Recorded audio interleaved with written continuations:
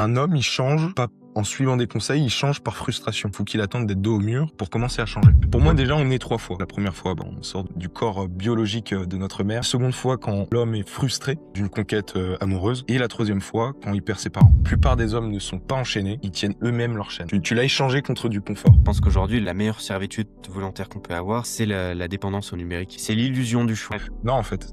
C'est Ouais, toi, ouais. c'est toi, mec.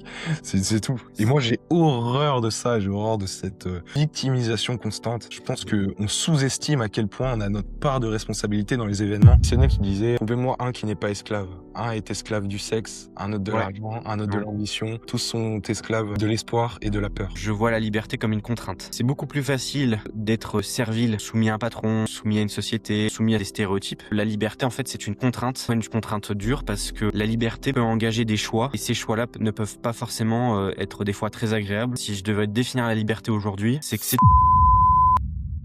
Donc, bienvenue dans ce podcast. C'est le premier podcast de la série. Alors, ça va être un peu difficile parce qu'on n'a jamais fait ça encore, mais on va essayer de se tenir à un rythme d'une fois par semaine. En tout cas, on anticipera pour que vous receviez les podcasts une fois par semaine. Donc, je suis avec Julien Renaud, qui est infirmier. Donc, c'est une personne que j'ai rencontrée sur les réseaux sociaux grâce au compte Instagram. Et depuis, on a parlé, on a discuté, le feeling est passé. Et maintenant, je l'invite sur les podcasts, etc. Il est invité.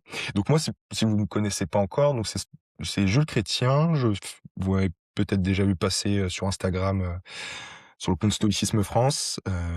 Avant, je publiais énormément de citations, donc vous m'avez certainement vu passer là. Des citations de Sénèque, Marc Aurèle, Épictète, de tous les stoïciens en général. Ça a plutôt bien marché et depuis, je fais des accompagnements en one to one, comme on dit. Et voilà. Maintenant, je fais ce podcast. Non, Ouais. non, mais c'est Est-ce que je suis bon? Je t'ai bien présenté? l'introduction est très bien. Je ne dis je n'ai rien d'autre à dire, donc vas-y, je t'en prie. Très bien. Donc, on va démarrer avec quelques aphorismes, histoire d'être clivant et puis de directement attirer l'attention et qu'on ait des millions de vues, qu'on soit très, très, très riche. Pour faire le bad buzz. C'est vrai, C'est le bad buzz. exactement. Hem, non, non, voilà, quelques aphorismes, pour présenter un peu le podcast. Évidemment, on va expliquer pourquoi derrière, et cetera. En tout cas, on va essayer de le faire. Le 1er aphorisme que moi j'aime bien dire, enfin, pour moi, c'est le plus important sur lequel on va se baser sur le podcast, c'est qu'un homme, il change pas en suivant des conseils, il change par frustration. Il faut qu'il attende d'être dos au mur pour commencer à pour commencer à changer. Alors donner des conseils dans un espace socio-temporel, enfin de le dire comme ça dans un espace socio-temporel, c'est bien, mais les conseils qui fonctionnent réellement, c'est les conseils qui correspondent vraiment à nos désirs profonds. Donc voilà. Bon, il était un peu long cet aphorisme, mais c'est le premier que j'ai envie de dire. Je te laisse continuer, Julien. Ouais, c'est très intéressant ce que tu dis parce que finalement je fais une autre métaphore pour le coup. Heu, quand on a faim, on va tout faire pour trouver de la nourriture et manger. Donc c'est notre souci, j'ai envie de dire notre priorité absolue. Alors ça, c'est un besoin vital. Mais quand on est repu et quand on a bien mangé et quand on a de la nourriture à volonté et qu'on n'a pas besoin de se soucier de ce problème-là, et ben, en fait, on n'est pas inquiet vis-à-vis de ce sujet et on l'oublie complètement. Et je pense que ce que tu dis est intéressant, c'est-à-dire que effectivement, quand on est contraint par les événements, quand on est vraiment dos au mur, et ben, toutes les problématiques qui pouvaient se poser avant, mais qu'on ne réfléchissait pas parce qu'en fait, elles nous apparaissaient pas sous les yeux ou en tout cas, elles étaient masquées par d'autres filtres de la réalité, et ben, d'un seul coup, elles arrivent en pleine face, j'ai envie de dire, de façon un peu brutale. Mais parce qu'en fait, elles deviennent essentielles et vitales pour l'environnement de la personne. Ça Mmh. rejoint un peu sur ce que tu disais. Mmh. Absolument, absolument. On peut faire le pareil, ouais. Et donc le deuxième aphorisme, c'est celui que on va le mettre en gros titre, c'est que, on je pense que tu connais l'idée de la servitude volontaire. Mmh. Donc c'est l'idée que la plupart des hommes ne sont pas enchaînés, ils tiennent eux-mêmes leur chaîne. Ils Mmh. tiennent eux-mêmes la clé plutôt. On t'a pas volé la liberté, c'est pas à cause de l'État, c'est pas à cause, des politiciens, c'est à Parce que cause de tu l'as toi voulu, ou c'est tu parce que l'as tu l'as voulu. Exactement. tu l'as échangé contre du confort. Bah, je pense qu'aujourd'hui, alors je me mets aussi dedans, hein, parce que je pense qu'on peut se mettre aussi dedans tous les 2. Je pense qu'aujourd'hui le la meilleure servitude volontaire qu'on peut avoir, c'est la dépendance au numérique. Je Mmh pense que malheureusement, alors c'est à la fois un progrès de connexion, sans ça on se serait par exemple jamais rencontrés, mais pour le coup ça nous rend, littéralement esclaves, de cette dépendance numérique. mh. Et on a beau dire, «Oui, mais moi je suis pas accro au réseau, je suis pas accro à ci, je suis pas accro, au téléphone», mais en fait, c'est pas ça, en fait, c'est pas ça qu'on prouve dans la réalité. Parce qu'on peut être totalement dépendant et se voiler la face et dire: «Non, mais en fait, voilà, je suis libre de mes moyens». Et c'est ça qui est assez fou. Je pense que en fait, la meilleure preuve qu'on est contraint, c'est quand on nous montre, une liberté de façade, une sorte de comment dire? On peut choisir, mais dans un choix qui est très limité et cette vision on a le libre choix, en fait, c'est juste une façade pour cacher la dépendance qu'il y a derrière. Je donne un Mmh. exemple. On peut dire: «Ah bah, je peux choisir entre, je sais pas, Instagram ou, Twitter ou WhatsApp ou, ou Google». Alors par exemple, quelqu'un pourrait dire: «Non mais je suis libre, finalement, je peux choisir entre toutes ces applications». Sauf qu'en fait, bah, si tu reprends au fond du sujet, c'est que tu peux si jamais tu voudrais choisir entre, être sur ton téléphone ou ne pas l'être, et ben, en fait, tu choisis d'être sur ton téléphone, tu choisis d'être dépendant de ton téléphone et Mmh. Dans le commerce, on dit que c'est, un choix alternatif. Par exemple, ouais, quand quelqu'un veut acheter, on dit, bah: «Est-ce que vous êtes disponible, lundi ou vendredi pour acheter?» ouais, ouais, Et tu vois, la finalité, c'est que tu vas acheter. ouais, ouais. C'est pas C'est la finalité, c'est pas est-ce que tu veux acheter ou est-ce que tu veux pas acheter? C'est c'est lundi ou vendredi, c'est l'illusion du choix, en fait, c'est ça qui est très drôle. exactement. C'est l'illusion du choix. Je reprends une petite anecdote là-dessus. Il y a eu une étude, faudrait que je la retrouve, qui a démontré, en fait, que les produits de McDonald's et de Quick, parce que c'était il y a assez longtemps, se vendaient beaucoup mieux quand les 2 fast-food étaient en face, l'un de l'autre. Mmh. Est-ce que tu sais pourquoi? C'est d'un seul coup, tu avais une explosion des ventes quand tu avais, un Quick, un McDo et un KFC, par exemple, qui sont face. Bah, en Aucune fait idée. en fait, justement, cette illusion du choix donne envie. C'est-à-dire que Mmh. si tu es un consommateur qui passe devant McDonald's et qui dit: «Oh bah, finalement McDonald's, ouais moyen». Alors que il passe devant, un McDonald's, un KFC, un Burger King et cetera, il va avoir tout de suite un choix et ce choix-là va lui donner plus envie. Mmh mh. Cette Ouais, c'est un illusion peu du choix. l'idée de la psychologie des foules. Je sais pas si tu vois un peu, cette Ouais, idée? un petit peu, oui. Et suivre la foule en fait. Voilà, c'est ça, c'est exactement ça et en fait, c'est flagrant que quand on te propose 2 choix, même si c'est des choix qui se ressemblent, et ben, en fait, ça donne tout de suite plus envie Mmh. aux consommateurs. Voilà, je Mmh. m'écarte un peu du sujet, mais c'est quand même intéressant de voir que en fait, on peut être totalement, esclave, des du marketing et des grandes, et de la grande, de voilà, du mondialisme, en général, quoi. Mmh Des mh. fast-food et de la tech. Mmh mh. Mmh. Yes. Hem, je sais pas si tu dis ton aphorisme ou si on passe, directement à l'acte 1. J'avais séparé en 4 actes. On aura l'occasion de le voir. Hem Hem, tu en tout cas, l'acte 1, c'était, le mensonge de la réussite. Moi, je le vois en appel, hein, avec les personnes que j'accompagne, même ceux que j'accompagne pas et que, bah, je reçois juste en appel. C'est qu'il y a beaucoup d'hommes qui pensent manquer de discipline, alors qu'en réalité, ils manquent, juste, de constance, mais ils pensent que cette constance, enfin, ils savent pas trop comment acquérir cette constance parce qu'on a cette idée de Ken Wilber, de l'approche intégrale. Donc pour Ken Wilber, le pourquoi seul ne suffit pas. Donc Ken Wilber, c'est un écrivain Mmh. américain, ouais, je pense qu'on peut le qualifier comme écrivain. Heu, un écrivain américain qui ressemble à un extraterrestre, d'ailleurs, il fait très peur, un psychopathe. Enfin bref. Donc Ken Wilber, il dit que le pourquoi seul ne suffit pas et il faut que le pourquoi soit accompagné par, 4 axes. Donc il avait le l'intérieur individuel, l'extérieur individuel, le l'intérieur extérieur, enfin bref, on s'en fiche un peu, mais il avait 4 axes et pour lui, un pourquoi seul ne suffit pas si le reste, c'est n'est pas accompagné, d'un bon entourage. Par exemple, une personne qui veut, lancer son activité, elle a un pourquoi fort, mais derrière, en fait, il y a des, personnes qui les sabotent, qui les, qui lui dit: «Ah bah, tu vas jamais réussir, ça va être compliqué pour toi, tu vois, tu avais déjà échoué en 2019, donc il y a de Mmh. fortes chances que ce soit pareil, par la suite». Donc pour lui, voilà, il faut que le pourquoi il soit aussi accompagné, mais sauf que parfois c'est pas le cas. Parfois, moi je l'ai vu avec mes clients, ils avaient un pourquoi fort.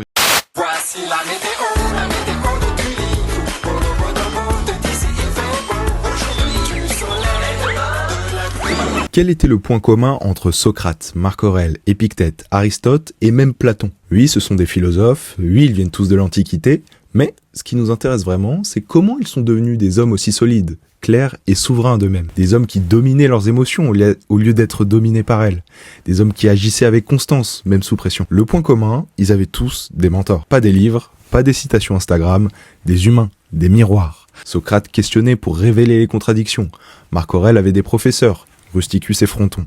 Épictète, l'esclave, avait Mucius Rufus. Et toi, tu lis des livres, tu suis des comptes, tu sais ce qu'il faut faire, mais tu ne le fais pas. Tu commences des projets, mais tu ne finalises jamais. Pourquoi? Parce que tu n'as pas de miroir, personne pour te confronter, personne pour te recadrer. Tu tournes en rond. C'est pour ça que j'ai créé un appel gratuit de 30 minutes. On identifie où tu bloques vraiment, on clarifie où tu veux aller, on établit ton plan d'action, et si tu es éligible pour mon accompagnement, on en parlera.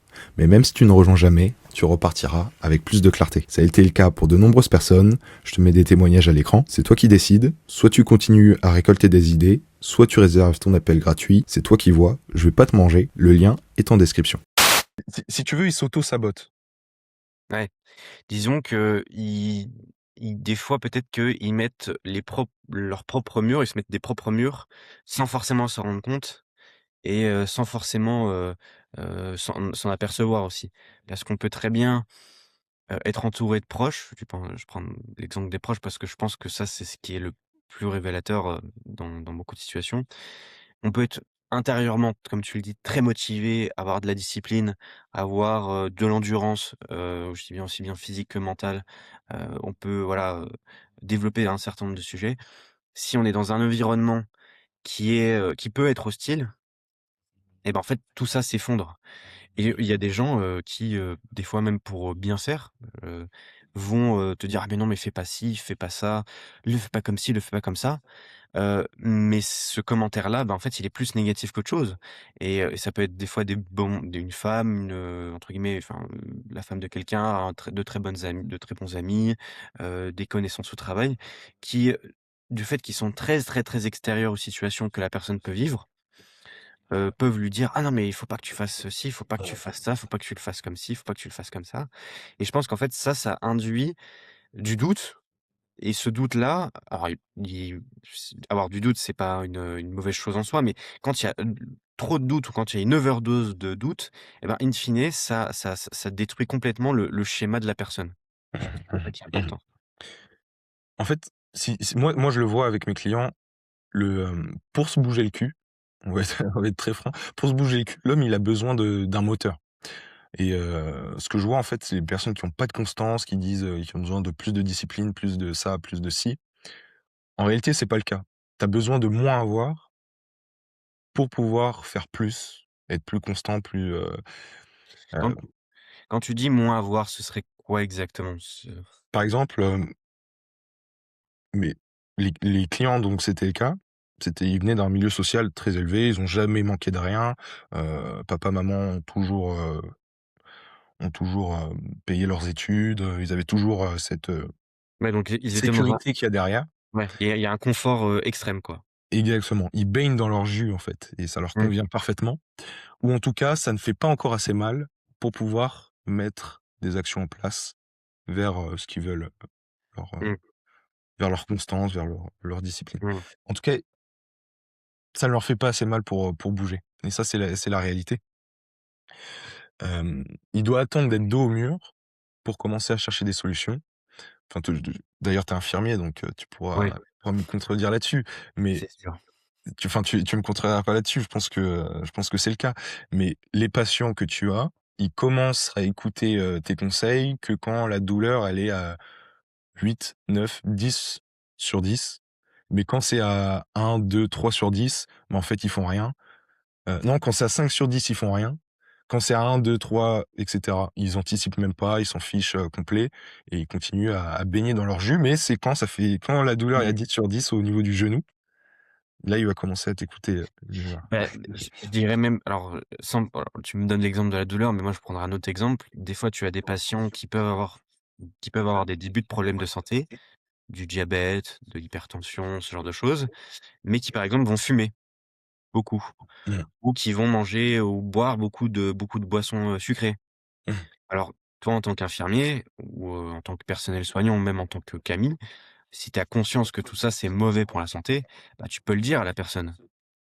Sauf qu'en fait, des fois et malheureusement, tu peux lui dire quelque chose qui, va te dire: «Oui, OK, je suis d'accord avec toi, sauf que mon petit plaisir, ma petite satisfaction à court terme, c'est ma cigarette que, je vais fumer, dans 5 minutes ou qui va durer, 3-4 minutes» et malheureusement, ils arrêtent de fumer, quand ils ont, un cancer au poumon. Mais c'est trop tard et la vie, quand je dis la vie, c'est dans un sens général, te rappelle à un moment donné que tu peux jouer avec le feu. On peut te prévenir que le feu, ça brûle. Si jamais tu en as pas conscience, bah, tu vas forcément te brûler, et c'est un peu ça, enfin, la leçon que j'ai retenue un peu du soin, c'est que, des fois, il faut se rendre compte de certaines choses. Il faut se rendre compte de son état de santé, aussi bien physique que mental. Et de dire, bah, voilà, i pour éviter d'être dans ce genre de situation, voilà ce qu'il faut faire et voilà ce que je pourrais mettre en place. Absolument, absolument et moi, j'aime bien aussi ce concept de l'énergie sexuelle. C'est que l'homme fait enfin, travaille ou en tout cas, se bouge le cul et reste pas assis, dans son canapé, parce qu'il se rend compte qu'il n'a plus, accès aux femmes dont il aurait voulu, à une certaine époque. OK. Je sais pas si tu vois ce que je veux dire? Non, pas trop, c'est-à-dire qu'il aurait été frustré à une époque et du coup, il aurait comblé cette frustration, c'est ce que Exactement. Pour moi, OK. déjà, on est 3 fois. La première fois, bah, voilà, quand on sort du nez, du corps, biologique, de notre mère, quand les poumons emplissent, enfin, quand l'air emplisse, nos Mmh, poumons. La seconde fois, quand l'homme est frustré d'une conquête, amoureuse, là, il mmh. commence à se bouger, il se dit que, bah, voilà, je peux pas continuer comme ça et cetera et la troisième fois, quand il perd ses parents. Mmh. Pour moi, déjà, on est 3 fois, Et hem donc on renaît 3 fois possiblement. et on renaît 3 fois. Je pense que Donc c'est on surtout ça, donc c'est encore cette idée de on change que lorsqu'on souffre. mmh. Est-ce que c'est tragique de dire ça? Peut-être, heu, mais c'est ce que j'ai analysé en tout cas dans le réel avec, les clients que je vois et cetera. C'est tant qu'ils n'auront pas une douleur suffisante, ils ne bougeront pas leur cul. Et ben c'est très intéressant ce que tu dis parce que je fais le lien avec Fight Club, avec une scène de Fight Club qui pour moi est peut-être la scène, la plus, importante de tout le film. Hem, c'est celle de la brûlure chimique. Mmh. Je sais pas si tu vois cette Ouais, scène? Et ouais, je ouais. trouve et en fait, je trouve que justement, quand tu dis: «Il naît, il renaît», il y a un avant et un après pour le narrateur. C'est-à-dire qu'avant, alors il se laisse porter par Tyler Durden, mais du moment où Tyler Durden, en fait, lui met une brûlure intense, lui brûle littéralement la paume de la main en lui disant: «Bah, c'est ça ta réalité. Ton petit confort là, que tu avais avant, en fait, c'est ça te rendait, entre guillemets «faible», ça te rendait médiocre, ça te rendait, insignifiant». Et ben voilà, moi, je te confronte à une douleur qui est extrême, que tu as du mal à supporter, mais le fait de t'y confronter, et ben, ça te rend plus fort et c'est ça la vertu de cette scène-là, si tu la décortiques, elle est géniale parce qu'au début, le narrateur refuse, le narrateur veut s'enfuir. D'ailleurs, il y a un côté très symbolique, c'est qu'à un moment donné, il dit: «Je m'enfuis dans ma caverne». C'est très fort Mmh. parce que c'est vraiment la caverne de Platon. C'est-à-dire que non, non, je veux retourner dans ma caverne, je veux pas voir le monde, je veux pas voir le soleil tel qu'il est. Et d'ailleurs lui met une droite gigantesque en lui disant: «Mais non, mais ta réalité, elle est là, le plus grand moment de ta vie, il est là à cet instant T». Et à la fin, juste pour finir, en fait, le narrateur, à un moment donné, Tyler relâche sa main et en fait, le narrateur accepte. Il a la brûlure, mais il ne s'enfuit pas. Si tu vois visualiser la scène, et je trouve que cette scène, elle est extrêmement parlante parce que pour chaque individu, si tu le mets dans chaque histoire de vie d'un individu, on peut tous fuir à un moment donné une réalité. On peut tous dire: «Ah bah non, je veux me mettre des ornières et puis je veux devenir aveugle face aux réalités». À un moment donné, tu es obligé de t'y confronter de façon brutale si tu veux dépasser tout ça. Mmh. Mmh. Mmh. Mmh. Ah, c'est intéressant. En fait, on rejoint toujours la même idée, c'est qu'on se bouge le cul que par la souffrance et par le manque. Ouais, ouais, mais c'est et en fait, je pense que je dirais même la nature, en fait, pour la motivation, l'élan vital ne se fait toujours que par une contrainte de l'environnement extérieur. C'est-à-dire que, je reprends un exemple aussi qui peut être très caricatural, mais quand même, le lion qui chasse la biche, le lion a besoin de dépenser énormément d'énergie, a besoin de même d'échouer parce qu'il c'est pas parce qu'il va chasser une biche qu'il va la bouffer concrètement. Ouais. Mais il a besoin d'être dans cette contrainte, dans cette lo dans voilà, qui est dans une loi naturelle qui peut être très dure pour arriver à manger et donc à survivre à son environnement. Mais ça, voilà, ça veut dire une dépense d'énergie extrême, ça veut dire des échecs qui peuvent être, très brutales. Et je pense qu'en fait, la loi de la nature, dans ce qu'elle a de plus noble, elle rappelle ça, en fait. Ce que la société humaine ou ce que la civilisation a peut-être fait oublier à l'homme, c'est que c'était un animal de base, et que cet animal-là vit dans un environnement qui peut être très hostile. Mmh. Mmh. Mmh. Yes. Hem, on en avait déjà parlé tout à l'heure, bon, c'était pas enregistré, mais tu sais, j'avais parlé de Thomas Sowell. Heu, Mmh. Thomas Sowell, donc c'est un économiste américain et lui, il différenciait, le monde selon les utopistes et les tragiques. Mmh. Donc les utopistes, ils pensent que l'on forge, tout ce qui nous entoure, à notre image. Les tragiques, eux, ils pensent que, l'on est contraint par la nature, par le temps, par les opportunités, les rencontres, et cetera, et cetera. Et je trouve que les tragiques, justement, ça rejoint bien le stoïcisme. Être contraint par la nature, cette idée de contrainte par la nature, parce que pour les stoïciens, on fait partie d'un tout, du cosmos. Ce qui est mauvais pour l'abeille est mauvais pour la ruche. Mmh. Voilà. Donc il y a vraiment cette idée, prédominante chez les stoïciens, de la nature. Hem, donc je pense qu'on peut conclure que, selon les stoïciens en tout cas, les tragiques, hem, enfin le meilleur moyen de transcender ça, c'est par la souffrance et par le manque. J'étais en échec scolaire total au collège. Du coup, j'étais envoyé en bac pro. En bac professionnel, on fait des stages, et durant ce stage, bah, ça a bien réveillé mon ego et je me suis dit: «Mais je peux pas continuer comme ça, Mmh. jusqu'à 65 ans et réveille-toi Jules, en fait». Ouais, ouais. Et tu vois? C'est cette souffrance qui a engendré le fait, bah, voilà, que je parle avec toi, que je commence à lire des livres, que j'ai une bibliothèque immense et cetera. C'est cette souffrance-là qui m'a permis de transcender, cet état-là et pas juste, geindre, se plaindre, heu, Mmh. dire que c'est la faute de l'État, c'est de la faute de ma couleur de peau, c'est à Mmh. cause de mes cheveux, c'est à cause de Ouais, non, en fait, c'est toi. ouais, C'est toi, mec. C'est tout. Et ouais. moi, j'ai horreur de ça, j'ai horreur de cette, victimisation constante. Je pense qu'on sous-estime à quel point on a notre part de responsabilité dans les événements et ça, c'était c'était mon combat, quoi. Ouais, oui, j'entends. Alors je fais un lien avec, justement avec le stoïcisme et avec une histoire que tu connais, c'est celle de Sénèque, qui dormait, par terre, alors qu'il voilà, Sénèque, c'était un homme, je pense que c'était un des hommes les plus riches de Rome ou Mmh. même de l'Empire romain, et pour autant, il se forçait des fois à avoir une contrainte de dormir au sol pour justement comprendre que, une fois que tu dors au sol, bah, tu es content d'avoir un lit et tu es content de savoir pourquoi tu as un lit. Mmh. Et Et je trouve que et par exemple, voilà, vis-à-vis de la je spoil un peu, mais vis-à-vis de la mort de Sénèque, du suicide de Sénèque qu'il a eu face à Néron, et ben, je pense que le fait qu'il ait eu cet état d'esprit toute sa vie, fait qu'en fait, il a accepté son sort de façon beaucoup plus serein, que, voilà, si jamais il aurait été peut-être dans le confort, j'extrapole, mais peut-être que s'il aurait été tout le temps dans le confort et qu'au final, il aurait été, comment dire? Tyrannisé par Néron, peut-être qu'il aurait eu beaucoup plus de mal et que l'histoire est retenu qu'il aurait eu du mal à supporter cette situation. Alors que non. Mmh. Absolument. Pour l'anecdote, aussi, Sénèque, malgré l'inflation, j'insiste bien, malgré l'inflation, on estime sa fortune à des centaines de millions, d'euros, En fait, malgré l'inflation.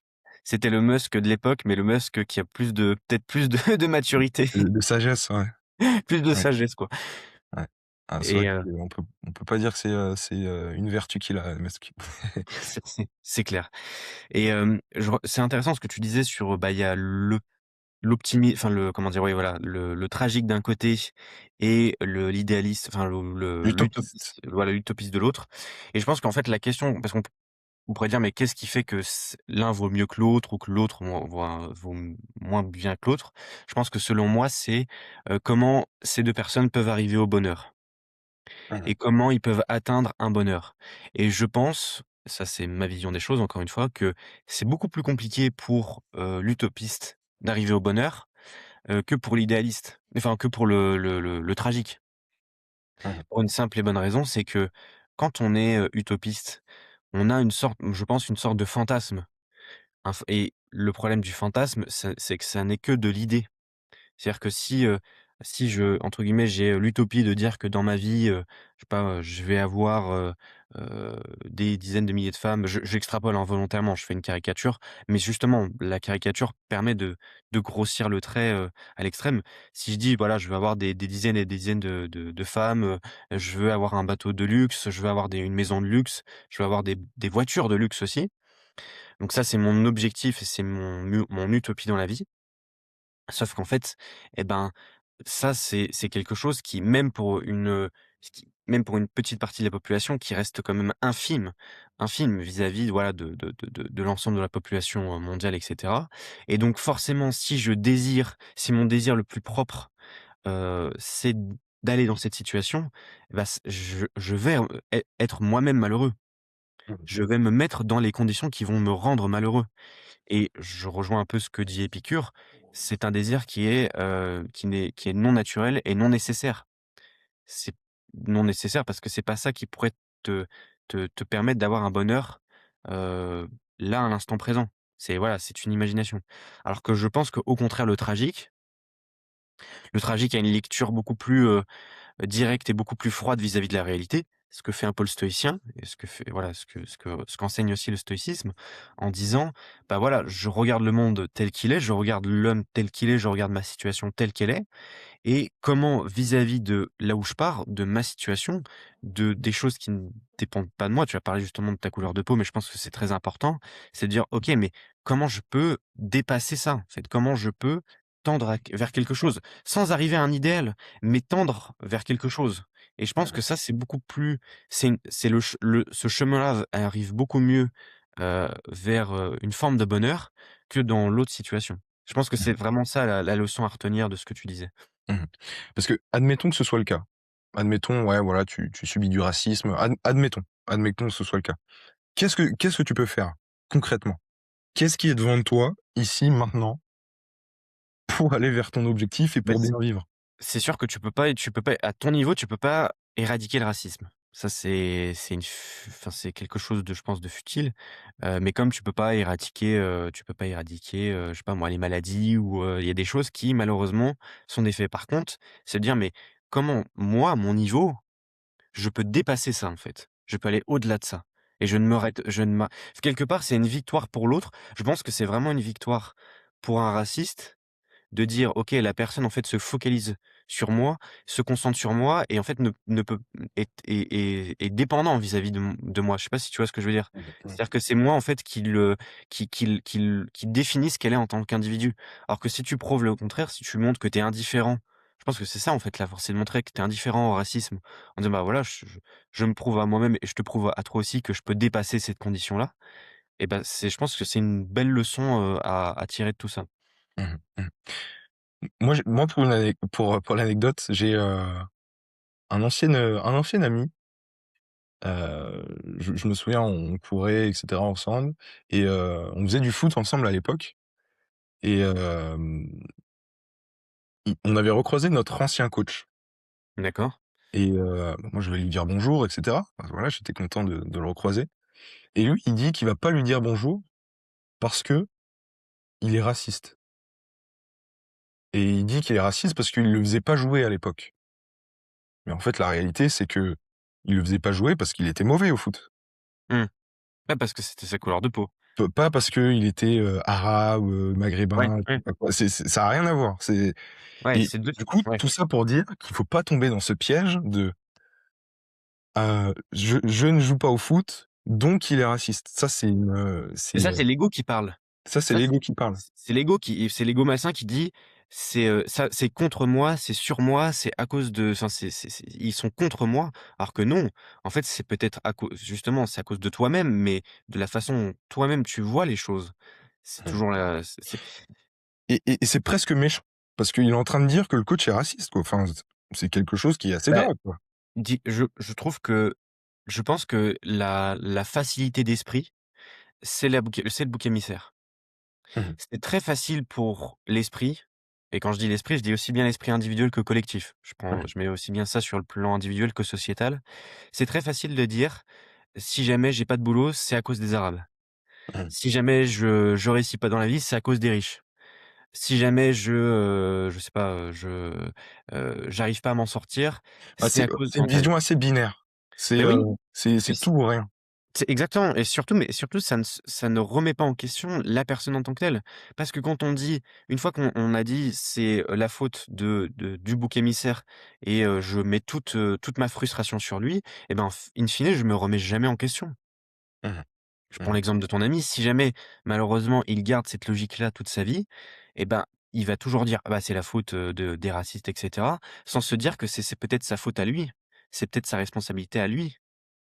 Tu vois ce que Mmh. je veux dire?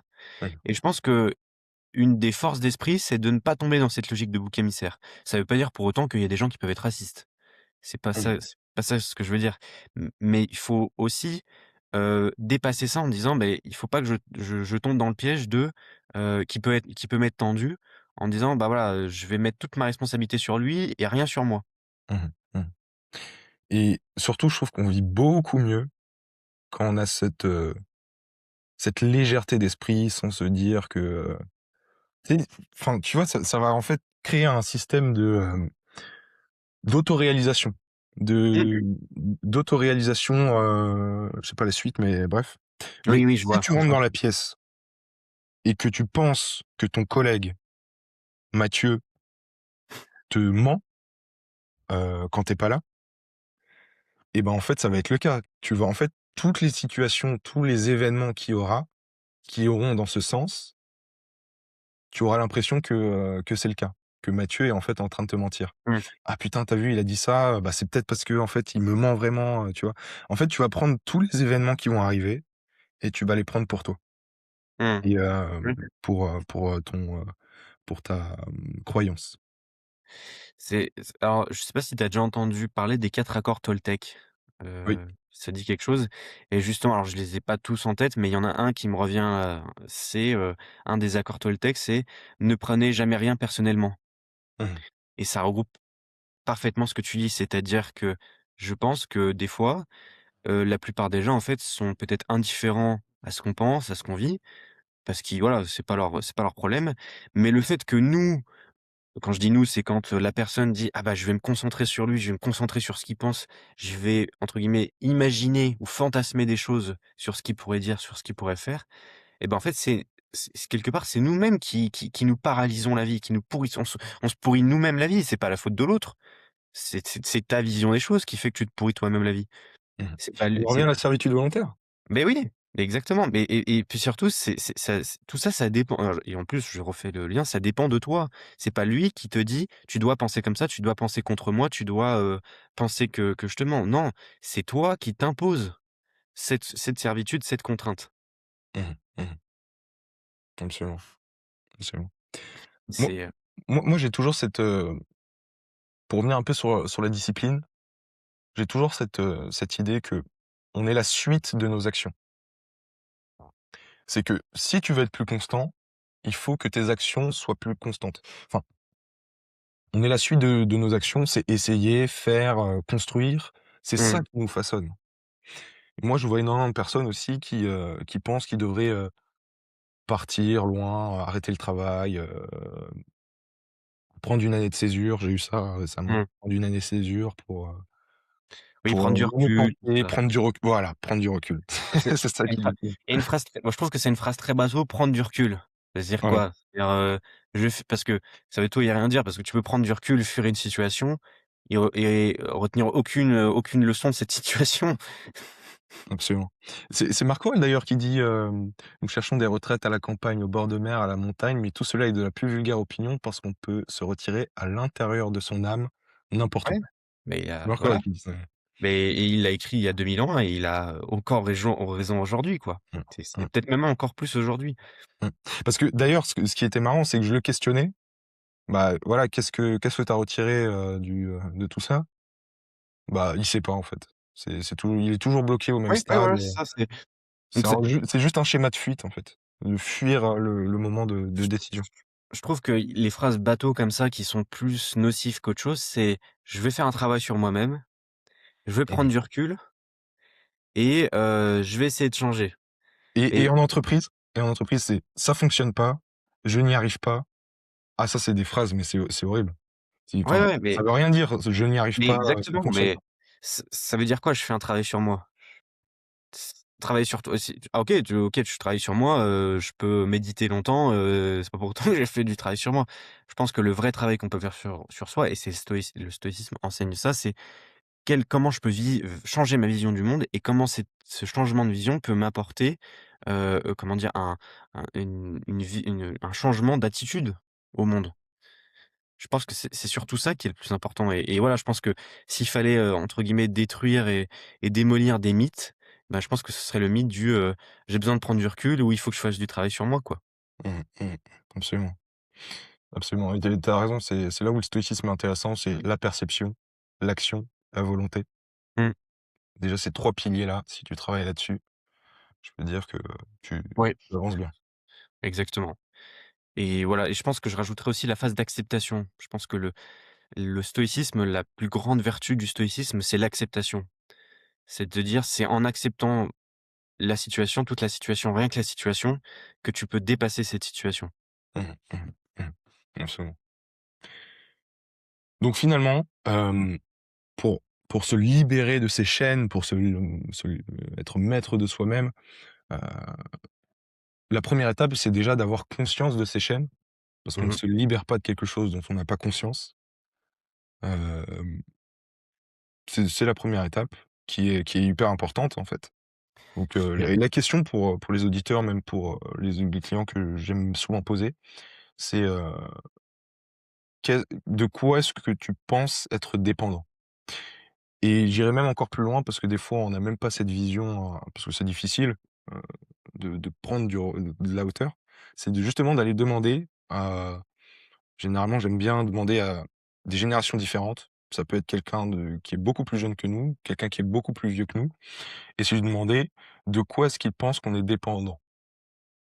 Ça peut être Mmh. le téléphone, ça peut être, même des choses dont on n'a pas conscience, un un mot, un langage qu'on utilise souvent, qui, qui nourrit notre servitude volontaire.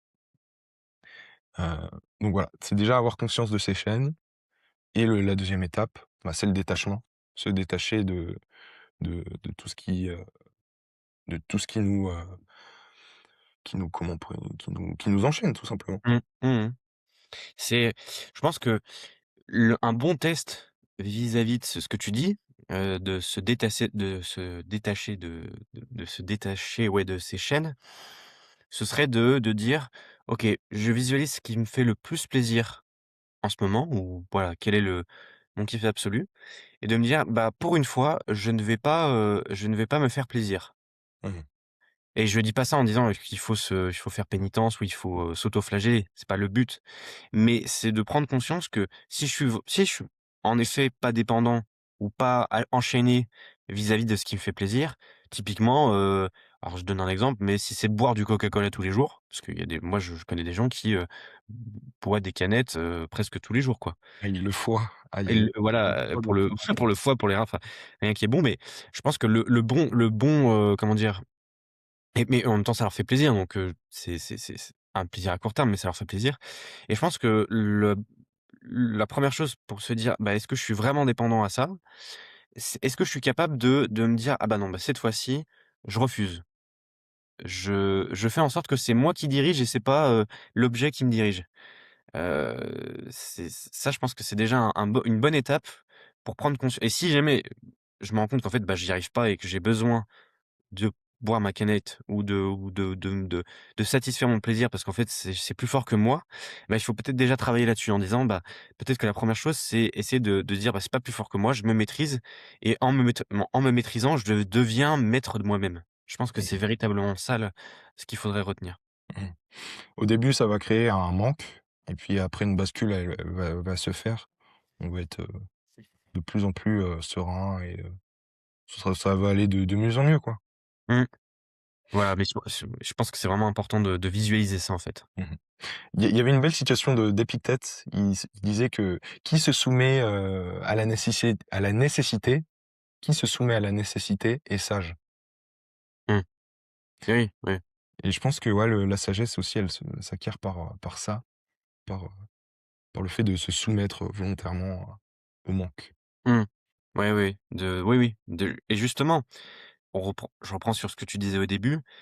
Si jamais, ton plaisir, je reprends l'exemple du Coca-Cola, mais si jamais c'est ça qui te fait vraiment c'est ton seul plaisir dans la vie, ou si c'est vraiment ça qui te motive, et mais que d'un seul coup, pour une raison X ou Y, une crise économique, une guerre, une guerre à l'autre bout du monde, un événement climatique, on ne produit plus de Coca-Cola, bah, qu'est-ce que tu ferais là?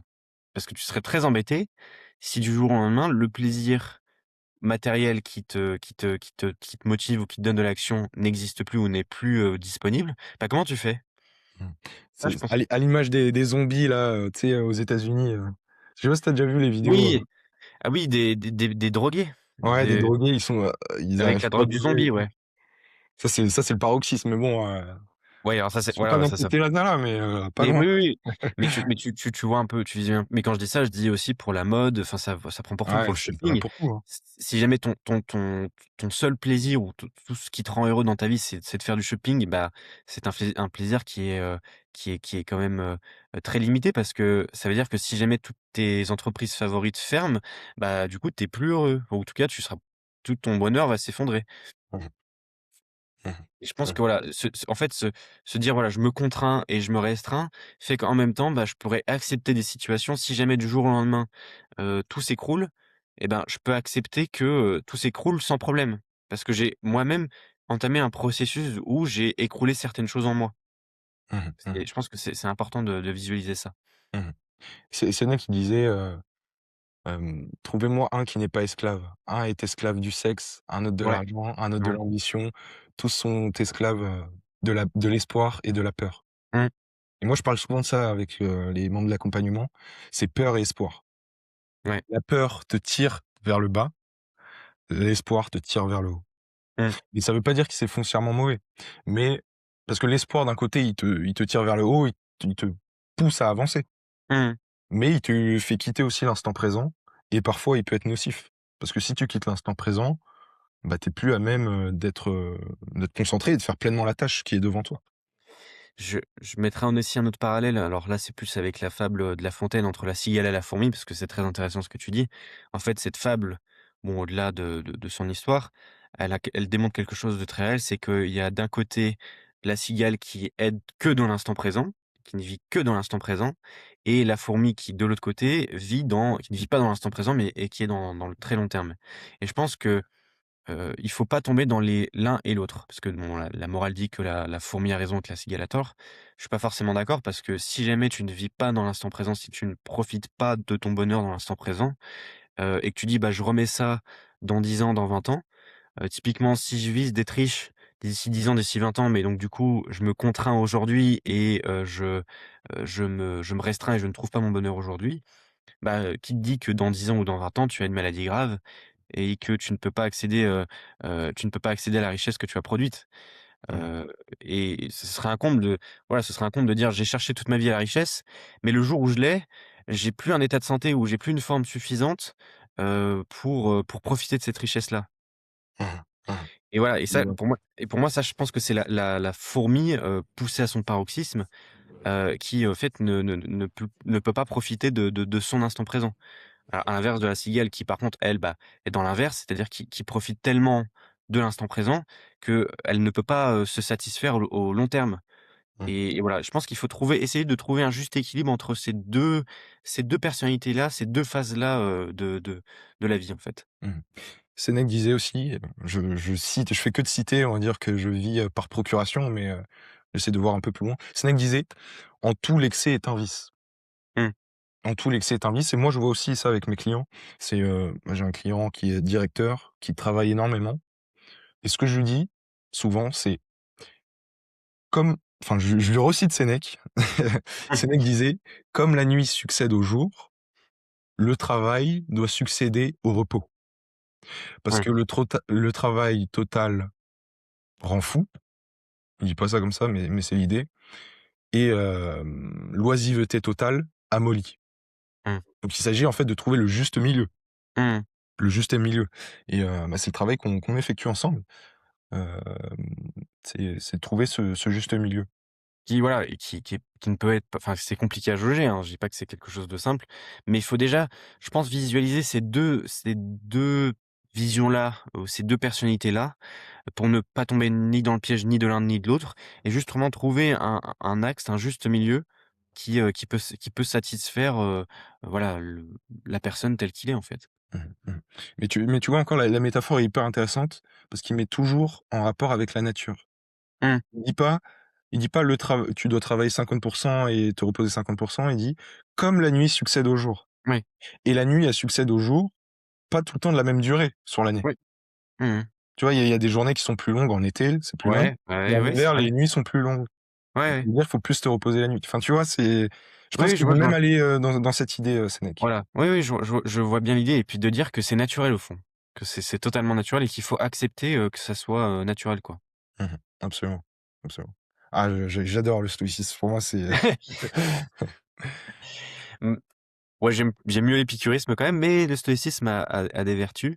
Je dirais que j'aime le stoïcisme dans mon travail, mmh dans le travail et plus l'épicurisme, dans mon mode de vie, au quotidien. dans le mode de vie au quotidien. Ouais. C Mais je pense que c'est une erreur que tu fais d'ailleurs. Tu penses que le stoïcien se restreint, dans la vie de tous les jours, mmh, tu c'est ouais. c'est c'est ça ton idée? C'était ça un Non, peu ton idée? c'est pas exactement ça. Je vais te dire comment la vision que j'ai des choses. Typiquement, quand moi je vais au travail, je prends mon vélo le matin. Je Mmh. fais du sport le matin. Mais dans ma vision, tu vois, dans la vision épicurienne, c'est parce que je vais au travail que je prends mon vélo. Mmh mh. Si jamais, un jour où je ne travaille pas et ben, je ne vais pas me lever très tôt pour faire du vélo. Ce que toi tu OK. pourrais faire en tant que stoïcien. Tu vois ce que je veux OK. dire? Je pense OK. que le stoïcien a plus a peut-être plus de discipline à se dire: «Je vais faire quelque chose pour le faire», alors que pour moi c'est, parce que il y a quelque chose qui me motive que je vais le faire. Mais ça me viendrait pas forcément à l'idée de me dire: «OK, bah, je vais me lever, je vais partir à 6 heures du matin et puis à 6 heures du matin, je vais faire, 30 ou 45 de minutes minutes, en vélo», ce que je peux faire quand je vais au travail. Et je pense que voilà, c'est comme ça que je dis tu vois, de façon pratique, c'est comme ça que je pourrais différencier l'épicurien du stoïcien. Mmh. OK. OK, OK, intéressant, intéressant. Je sais pas si, te te f toi tu vois, je me souviens quand on s'était rencontrés, tu me parlais, du fait que tu aimais bien manger, tu étais un bon vivant, Ouais, à raison bah, et je tu m'avais dit que les stoïciens, c'était pas le cas. Mais moi, je pense que les stoïciens, c'est le cas. C'est juste la diète parce qu'en fait, dans le stoïcisme, il y a plusieurs stoïciens. C'est mmh, logique et les stoïciens, ils avaient un stoïcisme différent. On va pas rentrer dans les détails parce qu'en fait, c'est oui, bon à c'est voir. pas Mais par exemple, la diète de Musonius Rufus, qui est le mentor d'Épictète, Épictète qui est esclave, qui est un des 3 grands stoïciens les plus connus. Et la diète de Musonius Rufus, elle est, en total désaccord avec toi. Musonius Rufus, lui, il dit qu'on doit manger, pour les besoins du corps et que ça ne OK, doit pas être, un plaisir, gustatif. OK. Alors que bah, tu vois, alors que pour moi, alors, bah, ça, c'est plus personnel, tu peux très bien avoir un plaisir ou en tout cas un besoin de dire: «Je vais manger des fruits, je vais manger des légumes, je vais manger, des protéines, des vitamines et cetera». Mais en même temps, bah, pour me faire plaisir, je peux boire un petit verre de vin, 1 fois, de temps en temps. Mmh. Ce que pourrait pas forcément faire le stoïcien parce qu'il dirait: «Bah, le verre de vin, c'est de l'alcool donc c'est pas forcément très bon à la santé» Bah, et pour le stoïcien, c'est tout, c'est encore cette idée, c'est l'excès. Je pense que boire un verre de vin, c'est pas un problème, mais ça devient un problème à partir du moment où tu es plus maître de toi-même et mmh, que, bah, voilà, on l'a vu à Grand Montana, d'ailleurs. ouais, Grand Montana, dans la boîte de nuit, certains sont morts parce qu'en fait, ils étaient bourrés, ils comprenaient pas qu'il y avait le feu et cetera et bah, là, c'est là le danger pour les stoïciens, tu vois? mmh. Oui, oui, je vois ce que Mais tu veux dire.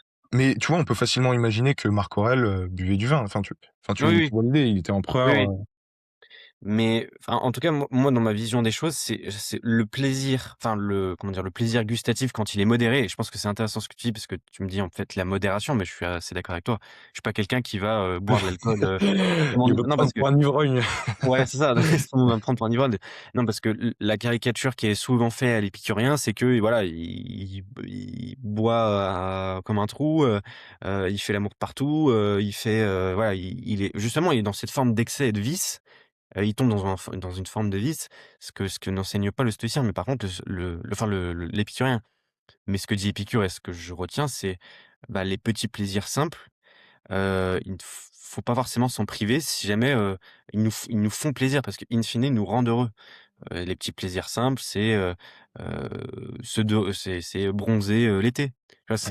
C'est quelque chose peut-être que pour toi, tu vois, te dire, bah, tu fais rien, tu es en train de rien faire, tu es juste en train de bronzer, et tu fais, je sais pas de sport et cetera. Mais moi, je te dirais: «Ouais, mais ça me donne un petit plaisir de me réchauffer au soleil et ce petit plaisir-là, il me donne du bonheur».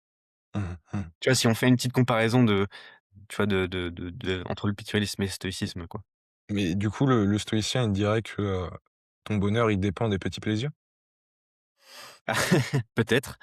Peut-être, hem, mais encore une fois, des plaisirs qui ne sont pas démesurés, C'est des pas pla excessif, ouais. qui sont pas excessifs et des plaisirs simples. Si je te dirais que mon plaisir, ce serait enfin mon ce qui m et qui est in fine ce qui me rend heureux, c'est d'être en vacances tout le temps, bah, là où tu me dirais: «Bah, ouais, mais mon gars, ça c'est impossible». Parce que c'est un plaisir qui est trop luxueux, qui est trop sélectif. Alors que les petits plaisirs simples, bah, typiquement, c'est, boire mon café. Moi, j'aime bien boire un café le matin et me dire: «Bah, voilà, le café que je bois le matin, il est bon et ça me donne du plaisir et ça me rend heureux». Mmh mh. Mais je ne dépasse pas mon café, tu vois ce que je veux dire? Mmh. C'est juste En viser petit pour être heureux, quoi. mmh. C'est un peu ça, quoi. OK. En fait, finalement, pour donner un peu une vision économiste, certains vont pas aimer et cetera, mais c'est un peu comme des ETF.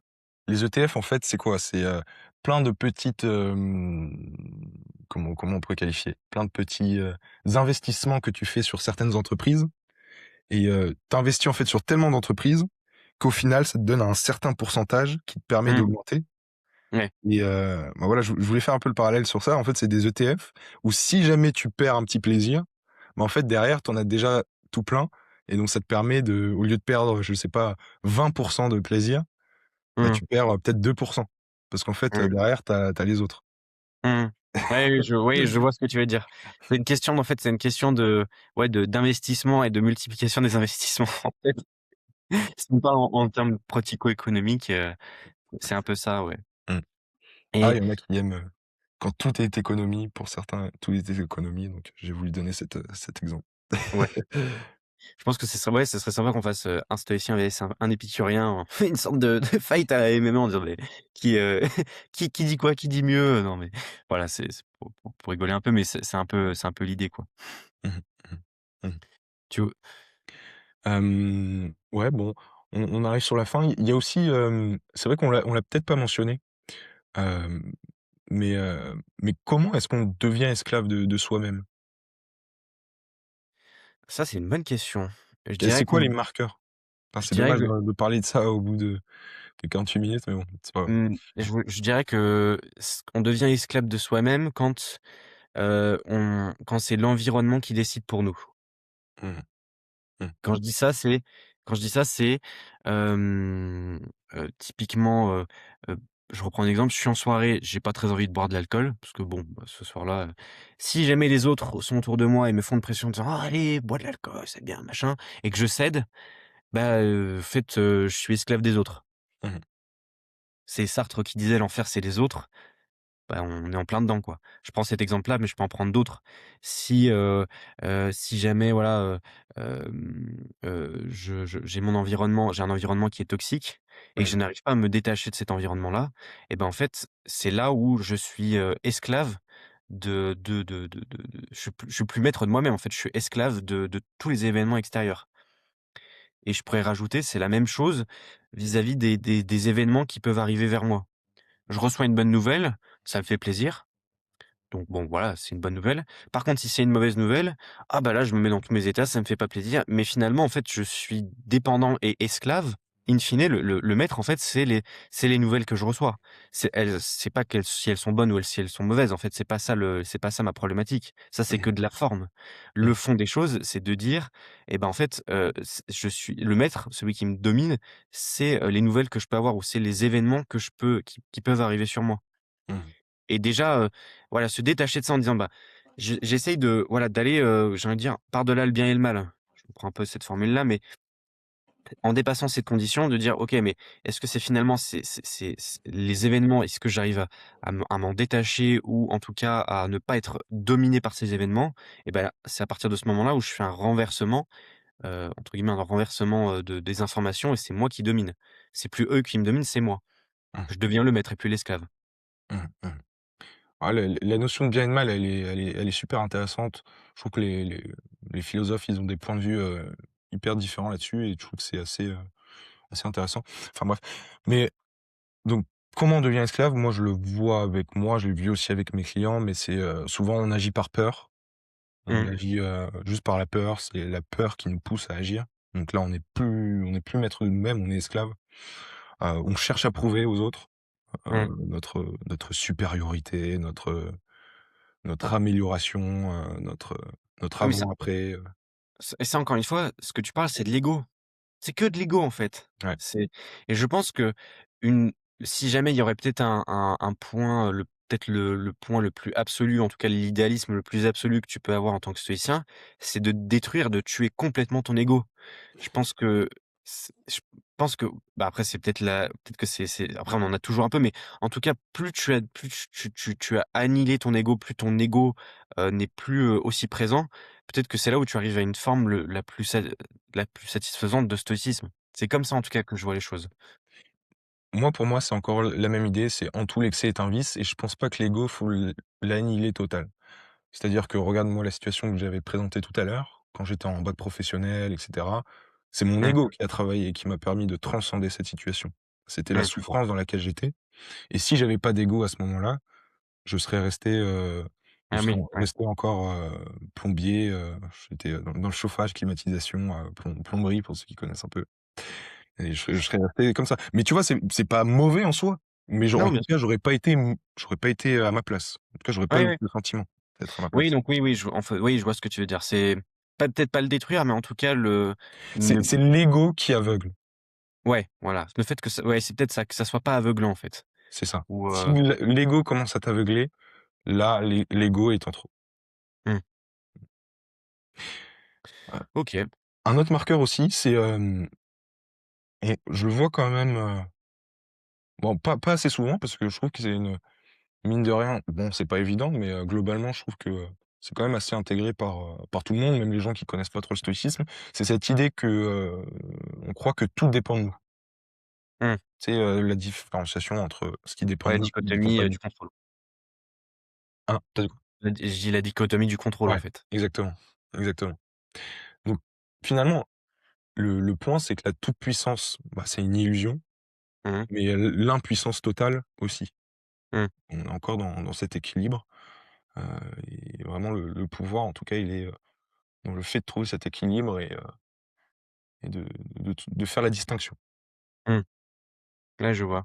Oui, c'est ça, il faut essayer de trouver le juste milieu qui est pas simple, mais qui peut être trouvé. Mmh mh. Mmh. Pour peut-être les auditeurs, ça va leur parler. C'est vrai que on peut peut-être mentionner quelques signes qui montrent qu'ils sont pas libres intérieurement. Est-ce que tu en aurais quelques-uns? Moi, j'en ai quelques-uns en tête un peu. Heu, Hem, je pense à mon client qui Vas-y, sait pas se reposer sans culpabiliser. mmh. Ouais, parce que du coup, c'est la culpabilité qui te domine, enfin que c'est C'est la ton ton culpabilité qui ton l'empêche de maître se reposer. ouais, ton maître, c'est la culpabilité, en fait, finalement. C'est ça. Parce que déjà, il travaille beaucoup et même quand il se repose pas vraiment parce qu'il culpabilise. C'est la Mmh. double peine. Mmh. C'est ouais, ouais, ouais. Mais ça, je pense que ça, typiquement et en plus, ça fait plus de mal que de bien, en fait. Et peut-être même que dans son travail, ça rend son travail moins productif. Et là, je pense qu'on rentre vraiment dans le cercle vicieux de: «OK, je vais culpabiliser de mon travail, donc je veux plus travailler, mais en travaillant plus, je vais plus m'épuiser et mon travail va peut-être être, moins complet, moins satisfaisant. Le fait qu'il est moins complet, moins satisfaisant va me faire culpabiliser» et cetera et je pense qu'on voilà, hein, il y a une sorte de cycle qui peut très rapidement apparaître et qui peut être très nocif pour la personne. Mmh. Mmh. Un vrai Absolument. cercle vicieux, Mmh. Un autre point aussi, un autre signe plutôt, c'est, je le vois aussi avec un autre client encore. Chaque fois, je pense au client directement. C'est, il y en avait un, il avait peur de perdre son statut et couplé à ça d'ailleurs et ce sera un troisième point, c'est c'est il un joue statut, professionnel, ouais, personnel? professionnel, professionnel. Professionnel, OK. Hein, il avait peur de perdre son statut professionnel, que son entreprise échoue, et Mmh. cetera, qu'il soit la risée, nin nin, alors qu'il a des passions, à Mmh. gogo, quoi. Il a aucun problème là-dessus. Heu et couplé à ça, je disais, il se parlait comme à un ennemi et pour moi, le stoïcisme, c'est ça aussi, c'est devenir son meilleur ami. Mmh. Devenir son meilleur ami, c'est quoi? C'est être, tolérant envers soi, mais c'est aussi être exigeant. Ton meilleur ami, tu lui diras pas de rester assis, sur son canapé à siroter du soda et cetera, mais tu lui diras pas non plus de travailler comme un fou et d'être hyper exigeant envers lui, d'être presque méchant. Mmh mh. Mmh. Tu lui diras de trouver le juste milieu. Ouais. Oui, oui, je vois ce que tu de pas être son propre adversaire, en fait, C'est ça, intérieur. exactement. Parce que oui, tu peux pas trouver une paix intérieure, une stabilité intérieure si tu as, entre guillemets, «un adversaire en toi» qui Absolument, agit contre toi. absolument. Mmh. Excuse-moi, j'ai reçu un appel. Hop. Donc voilà, c'est être son meilleur ami. Hem, Ça, je le vois énormément passer et puis, je crois même c'est le mal du siècle avec tout ce qu'on voit sur les réseaux sociaux. C'est, quand on dépend du regard extérieur Mmh. et Ça, je pense que ça, c'est vraiment le problème de notre génération. Quand je mets notre génération, c'est ça, en fait. C'est qu'on est tellement obnubilé par, les réseaux sociaux et par notre petit nombril, qu'en fait, ça coupe tout le reste et ça coupe mmh, toute la personnalité et tout le naturel qui peut être derrière. mmh, absolument. Mmh. OK. Hem, ah, je pense qu'on va pouvoir finir là-dessus. Ça serait, qu'est-ce que ça signifie concrètement d'être libre? Si on devait le définir, parce que Hem, ça peut être ah, abstrait. ça peut être une bonne question. Je dirais, être libre, c'est, déjà moi, je ferai une petite parenthèse, je vois la liberté comme une contrainte. Mmh Et pourquoi je dis ça? Parce que c'est beaucoup plus facile d'être, servile, d'être, soumis à un patron, d'être, soumis à une société, voilà, d'être soumis à des stéréotypes. Tu parlais du racisme tout à l'heure, mais voilà, c'est une facilité de dire: «Ah bah, c'est parce que les autres sont racistes que je ne réussis pas» et je dirais que la liberté, en fait, c'est une contrainte, des fois une contrainte dure parce que la liberté peut engager des choix. Et ces choix-là ne peuvent pas forcément, être des fois très agréables ou en tout cas, très faciles, à entendre ou à voir. Je pense que voilà, si je devais définir la liberté aujourd'hui, ou en tout cas la vision de la liberté, c'est que c'est une contrainte qui permet de s'améliorer, qui permet justement de s'épanouir, d'avoir un épanouissement. Mais cet épanouissement, il demande un certain sacrifice, sur soi et et in fine aussi sur les autres. Mmh. Mais attention non plus, parce que la réussite pour moi, c'est aussi pouvoir avancer sans se trahir. Mmh. Pas pacter avec le diable, parce que sinon voilà, on fait du OnlyFans, on fait Ouais, tout c'est ça. ça et puis, C'est on vend exactement notre ça, quoi. âme quoi et puis, on vend notre âme, mais derrière on a une Ferrari. Mmh. Donc pour moi, c'est aussi, C'est ne garder pas une pacter, éthique. Je dirais, c'est garder une éthique. ouais. Je pense que c'est vraiment ça. Et oui, si je devais définir la liberté, enfin, comment être libre aujourd'hui, ce serait, accepter que c'est une contrainte, Mmh mh. accepter que cette contrainte-là amène à un épanouissement ou en tout cas Mmh. peut amener à une que le choix parce que c'est ça en fait, c'est que le choix que je peux avoir, hem, amène à un épanouissement. Mmh. C'est l'incapacité à accepter que le monde nous appartient pas. Ouais, c'est ça, c'est exactement ça. Et hem et c'est de dire, bah, voilà, si je dis non à mon collègue parce qu'en fait là ça me dérange alors que j'aurais pu dire oui par facilité, ne pas être libre en fait de mon choix, c'est dire que ce non-là, peut me voilà, peut être une contrainte ou peut me donner des difficultés, mais je visualise que cette difficulté-là, j'ai eu le libre choix de l'avoir. Mmh. Je pense que c'est surtout ça en fait qui est très important. Mmh. Absolument, absolument. Bon, tu Bon, voulais rajouter quelque chose? Je pense qu'on mmh, est déjà à 1 heure, donc c'est pas ouais, mal. je pense qu'on on a bien extrapolé, mais c'est ouais, c'est une bonne première fois et puis, c'est à refaire, c'est à approfondir et c'est à refaire. Exactement. En tout cas, c'était un super moment. J'espère que ça a été le cas aussi pour les auditeurs. Ouais, ouais, Alors n'hésitez pas à nous le faire savoir dans les commentaires. Franchement, je serais, vraiment curieux d'avoir vos retours sur, sur ce qu'on fait là de nouveau. C'est assez nouveau. Je pense que ça peut être intéressant. On a essayé d'apporter un peu de valeur, de de pourquoi pas et plus-value. surtout, pour moi, c'est le plus important, c'est que ce soit différent de ce que vous, regardez habituellement sur, les réseaux sociaux. Julien, est-ce que tu voulais, finir par quelque chose? Non, écoute, je pense qu'on a vu à peu près tous les sujets. On a essayé de répondre au mieux, vis-à-vis de chaque problématique et surtout, voilà, apporter des peut-être des points de vue, différents et peut-être, une première ouverture d'esprit qui peut engranger, quelque chose. Je pense que ce qui est important, c'est d'être la petite boule de neige, qui dévale et qui fait son bout de chemin pour finir en avalanche. Je pense que Absolument, je peux, absolument, voir ça comme ça. absolument. Bon, sur ce, vous pouvez réserver un appel juste en dessous.